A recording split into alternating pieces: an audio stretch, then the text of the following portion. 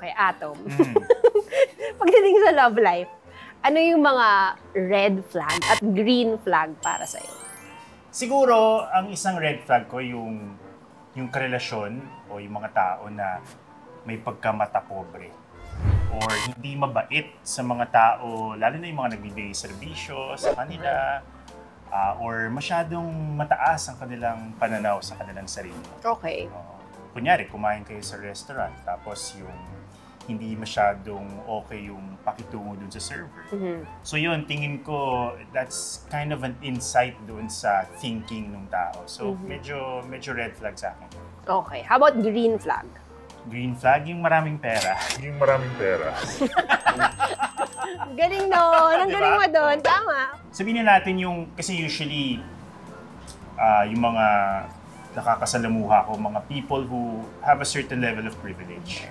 So yung green flag for me is yung meron silang self-awareness para maintindihan kung, paano sila pwedeng makatulong sa iba given that meron silang level of privilege na wala yung ibang tao.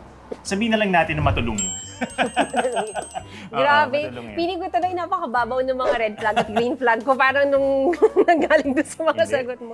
Pero kasi, alam natin mag-e-election, di ba? Yung mga kandidato, kumbaga, sinusuyo nila tayo. So there would also be red flags, green flags. Parang maniligaw din sila. Yes. So ano yung political red flags and green flags for you? Magnanakaw. I-relate ko dun sa answer ko earlier na usually yung mga tumatakbo kasi sa eleksyon, mabait lang yan kapag nanunuyo ng boto.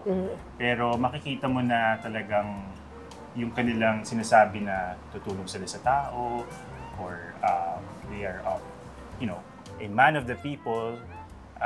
Usually, pakitang tao lang yun eh.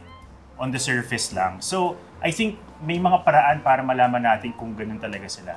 Pag examine mo yung track record, kunyari, ano ba yung mga gawa na nila as a public servant, pati yung kanilang lifestyle. Pag masyadong extravagant, hindi ako masyadong nagtitiwala agad.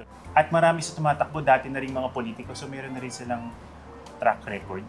So yun, mahaba na yung data natin para malaman kung okay sila na kandidato.